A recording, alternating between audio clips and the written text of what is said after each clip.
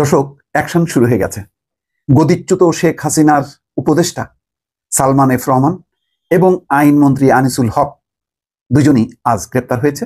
সাবেক প্রধানমন্ত্রী শেখ হাসিনার বেসরকারি শিল্প বিনিয়োগ বিষয়ক উপদেষ্টা সালমান এফ রহমান এবং সাবেক আইনমন্ত্রী আনিসুল হক গ্রেফতার হয়েছেন। এই বিষয়ে দর্শক আপনাদের আরও জানাতে চাই, নিউজরুম থেকে আমাদের সাথে যুক্ত হচ্ছেন সহকর্মী সাবেক প্রধানমন্ত্রী শেখ হাসিনার বেসরকারি শিল্প বিনিয়োগ বিষয়ক উপদেষ্টা সালমান এফ রহমান এবং সাবেক আইনমন্ত্রী আনিসুল হক গ্রেফতার হয়েছেন। এই বিষয়ে দর্শক আপনাদের আরও জানাতে চাই, নিউজরুম থেকে আমাদের সাথে যুক্ত হচ্ছেন সহকর্মী মাসুদুর রহমান। আমার তার সাথে কথা বলবো। মাসুদ, আশা করি শুনছেন। মাসুদ, ঠিক কখন তাদের দুজনকে গ্রেফতার করা হলো এবং কোথা থেকে আসলে তারা গ্রেফতার হলেন? আমরা আসলে এখন থেকে ঠিক 5 মিনিট আগে আমরা জানতে পেরেছি যে সাবেক প্রধানমন্ত্রী শেখ হাসিনার বেসরকারি শিল্প ও বিনিয়োগ বিষয়ক উপদেষ্টা যিনি ছিলেন, যাকে বলা হয় বাংলাদেশের অর্থনীতি যিনি নিয়ন্ত্রণ করতেন, ব্যবসায়ীদের নিয়ন্ত্রণ করতেন, সেই সালমান এফ রহমান, এবং সাবেক আইনমন্ত্রী যিনি বাংলাদেশের সবচেয়ে বেশি সময়ের আইনমন্ত্রীর দায়িত্ব পালন করেছিলেন, সেই আনিসুল হক, তাকে এই দুজনকে গ্রেফতার করা হয়েছে বলে আমরা জানতে পেরেছি দুটো সূত্র থেকে। একটা সূত্র বলছে যে তারা সাতক্ষীরার ভোমরা সীমান্ত থেকে গ্রেফতার করা হয়েছে।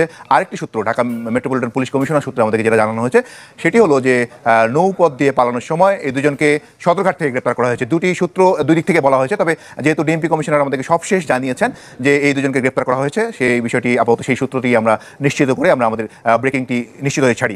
আর এই দুজনের বিষয়ে যদি আমরা বলতে চাই, দেশের অর্থনীতি বিষয়ে গেল 15-16 বছরে সালমান এফ রহমান যে ভূমিকা রাখতেন সেসব বিষয়ে সবগুলো বিষয় এখানে জড়িয়ে আসবে। তবে এখন পর্যন্ত স্পেসিফিক কোন বিষয়ে তাদেরকে গ্রেপ্তার করা হয়েছে অথবা কোন মামলায় গ্রেপ্তার করা হয়েছে সেটি এখন পর্যন্ত পুলিশের পক্ষ থেকে নিশ্চয়তা দেওয়া হয়নি এবং পুলিশ আমাদেরকে সেটি কনফার্ম করেনি। তবে এতটুকু নিশ্চয়তা দিয়েছে তারা যে এই দুজনকে গ্রেপ্তার করা হয়েছে, যারা কিনা সদরঘাট দিয়ে তারা পালাতে চেয়েছিলেন বলে পুলিশ সূত্র বলছে। তো দেশের বিচার বিভাগ নিয়ন্ত্রণ করতে আনিসুল হক, তার বিরুদ্ধে অনেক অভিযোগ ছিল। আমরা অনেক সাংবাদিকরা তার বিরুদ্ধে সংবাদ প্রকাশ করতে পারেনি। তিনি কি বিচারকদের সিন্ডিকেট নিয়ন্ত্রণ করতেন আমরা কাছ থেকে দেখেছি, এবং সেই আনিসুল হককে আজকে গ্রেপ্তার করা হয়েছে।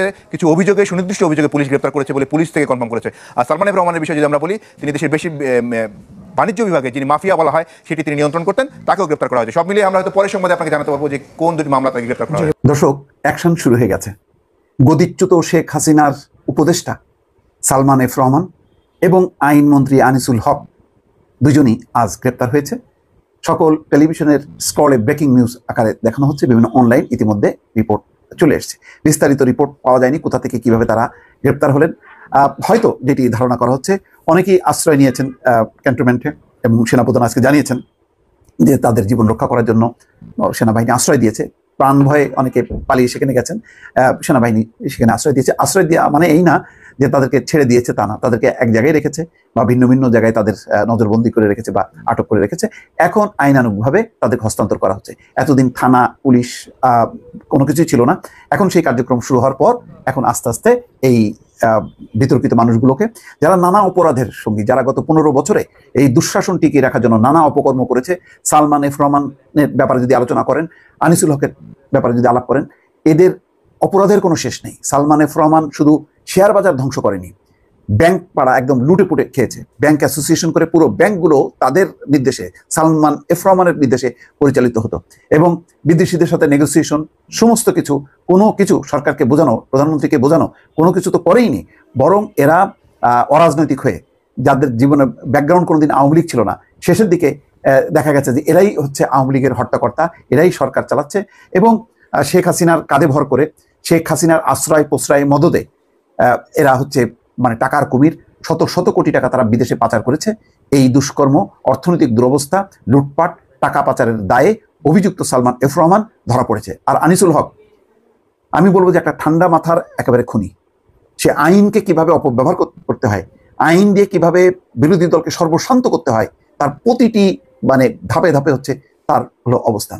এই আইনমন্ত্রীর নিম্ন আদালত থেকে শুরু করে উচ্চ আদালতে তার নির্দেশে যেভাবে শেখ হাসিনা চেয়েছে সেইভাবে সেটি সে মানে সেইভাবেই সে পরিচালিত করেছে। ফলে পুরো আইনাঙ্গন যে আজকে কলুষিত, আইনে আদালত সময় সবই আসলে সময়ের খেলা। গতকালকে আমরা দেখলাম কিভাবে সালমান এফ রহমানের মতন দুর্দণ্ড প্রতাপশালী আর আইনমন্ত্রী আনিসুল হকের মতন দুর্দান্ত প্রতাপশালী নেতা জীবন বাঁচানোর জন্য ক্লিন শেভ কইরা মাথার চুলকুলারেও তিনি কালার করে ফেলছিলেন, কিন্তু জনগণের চোখে আসলে ধোকা দেওয়া যায় না। দীর্ঘদিন যাবৎ জনগণের পাশে আছে আওয়ামী লীগ, এরকম বক্তব্য যে সকল দুর্নীতিবাজ নেতা মন্ত্রী এমপিরা দিয়েছেন, কোথায় তারা? দর্শক, সকলের মনেই একটা প্রশ্ন যে হঠাৎ করেই এতগুলো নেতা এমপি মন্ত্রী কোথায় গেল, কোথায় ঘাপটি মেরে বসে আছে? আমরা আজকে আপনাদেরকে বেশ কিছু চাঞ্চল্যকর তথ্য দিচ্ছি। পাশাপাশি আমরা দাবি করছি সংশ্লিষ্ট ডিপার্টমেন্টকে এদের প্রত্যেককে উন্মুক্ত করে দিন, এদের বিচার এই দেশের আইনের মাধ্যমে এমনভাবে করতে হবে যেন ইন ফিউচার বিএনপি ক্ষমতায় আসুক, আওয়ামী লীগ আবার আসুক, অন্য দল আসুক, এইটা একটা নসিহত হতে হবে যে ইন ফিউচার তোমরা যারা এই চেয়ারটাতে বসবা, জনগণের কথা বলা, দেশপ্রেমের কথা বলা, চেতনার কথা বলা লুটপাট করবা, তোমাদের পরিণতিটা এমনই হবে। আপনাদের খেয়াল থাকার কথা, গত 5ই আগস্টে তথ্যসূত্র বলছে, একদম অথেন্টিক তথ্যসূত্র বলছে, বাংলাদেশ থেকে আওয়ামী লীগের এই যে এমপি মন্ত্রীরা আছে, ঊর্ধ্বতন যারা প্রভাবশালী যারা নেতারা ছিল, এদের মধ্যে অনলি 90 জন বাংলাদেশ ছেড়ে গিয়েছে। তথ্যসূত্র অনুযায়ী, তথ্যসূত্র হচ্ছে বিমানবন্দর এবং আমাদের ইমিগ্রেশন, পাশাপাশি সীমান্তবর্তী এরিয়ার তথ্য। এর বাহিরে হয়তো অনেকে পালিয়েছে, কিন্তু মূল যেই টিমটা, লুটপাটকারীদের মূল টিমটা, তারা কোথায় আছে? জনমনের প্রশ্ন, তাই না? তো অবশেষে তাদের অবস্থান খুঁজে পাওয়া গেছে। আমাদের বাংলাদেশের গর্ব এই মুহূর্তে যেই বাংলাদেশ আমরা দেখছি, এর পেছনে সবচেয়ে বড় ভূমিকা যারা রেখেছে বাংলাদেশ সেনাবাহিনী। বাংলাদেশ সেনাবাহিনীর বিভিন্ন আস্তানাতে বা বিভিন্ন নিরাপদ শেল্টারেই আমাদের এই যারা লুটেরা আছেন, রাজনীতি করছেন ভালো কথা, জনগণের জন্য কাজ করছেন, ব্যাংকে থেকে লুট করেন নাই, কোনো রকম মার্ডার, হত্যা মামলা অথবা পাশাপাশি লুটপাট দুর্নীতিতে জড়ান নাই, তাদের জন্য একটু সাময়িক খারাপ সময় গেলেও ঠিক হয়ে যাবে। কিন্তু যারা লুটপাট, হত্যা, ধর্ষণ, ব্যাংকে লুট, রাষ্ট্রের টাকা পাচার, অনেক কিছুতে জড়িত আছেন, তারা প্রত্যেকেই এই মুহূর্তে আমাদের সেনাবাহিনীর কাছে আছে। গতকালকে আমাদের যিনি সেনাপ্রধান আছেন জেনারেল ওয়াকারুজ্জামান, তিনি আপনারা বলছেন জীবন বিপন্ন হতে পারে, ধর্ম বর্ণ নির্বিশেষে এমন অনেককেই সেনাবাহিনী আশ্রয় দিয়েছে। তিনি বলেন আমরা তাদের আশ্রয় দিয়েছি, তবে তাদের যদি কোনো অভিযোগ থাকে, মামলা হয়, তাহলে তারা শাস্তির আওতায় যাবেন। কিন্তু অবশ্যই আমরা চাইব না যে বিচার বহির্ভূত কোনো কাজ বা হামলা হোক। তাদের যে জীবনের হুমকি আছে সেটা অনুধাবন করেই আপনার আমরা আশ্রয় দিয়েছি। সে যে দলেরই হোক, যে মতেরই হোক, যে ধর্মেরই হোক, সেটা নিরাপত্তা আমরা দেখব। গতকালকে রাজশাহী সেনানিবাসে নির্ধারিত কর্মসূচি শেষে সাংবাদিকদের উদ্দেশ্যে তিনি এসব কথা বলেছেন। তিনি বলছেন যে সংখ্যালঘু ইস্যুতে, তো সংখ্যালঘু শব্দটা আমি বরাবরই বলি যে এটা আমাদের পরিবর্তন করা উচিত। তিনি বলছেন যে অন্তর্বর্তী সরকারকে সাহায্য করবেন। এছাড়া আছে, এখন কেউ কেউ বলছেন যে সালমান এফ রহমান এবং আইনমন্ত্রী আনিসুল হক তারাও সেনাবাহিনীর আওতাধীনই ছিল, বাট ডিজিএফআই এর হয়তো তারা হেফাজতে ছিল, কিন্তু আস্তে আস্তে তাদেরকে বের করা হচ্ছে, টেকনিক্যালি তাদেরকে জনগণের হাতে তুলে দেওয়া হচ্ছে।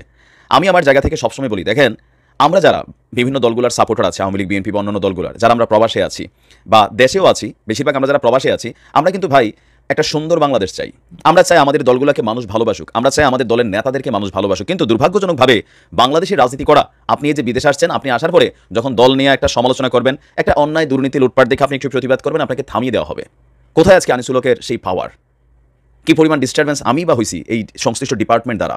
অপরাধ একটাই, কতটুকু আর বলি? এরপর তো আপনারা বলেন দালাল। যতটুকুই বলছি বিভিন্ন সময় আমাদের পুলিশ নিয়ে, আমাদের বিভিন্ন মন্ত্রী এমপি নিয়ে, আমি যতটুকু পারছি ততটুকু বলছি। সেটার জন্য আমাকে গত 5 বছর কিন্তু দেশে যাওয়ার মধ্যে একটা হুমকি ছিল, নানান ধরনের আমার উপরে চ্যালেঞ্জ ছিল, যার কারণে গলার আওয়াজও অনেকটাই নরম ছিল। কিছু করার নেই, দিন শেষে ব্যক্তি জীবন, পরিবার আছে বাংলাদেশে, ব্যবসা বাণিজ্য আছে, সবকিছু মিলিয়ে একটা হুমকি ধামকির মধ্যেই কাটছে। কিন্তু আজকে আনিসুল হকদের নমুনা দেখায় সালমান এফ রহমান, তার উপরে যে কত পরিমাণ মানুষের বদদোয়া, শেয়ার বাজারে বিনিয়োগ করা প্রত্যেকটা গরিব, দুঃখী, মেহনতি, মধ্যবিত্তের সন্তানরা যারা সেখানে ইনভেস্ট করছে, তাদের কি বদদোয়া লাগে নাই? লাগছে।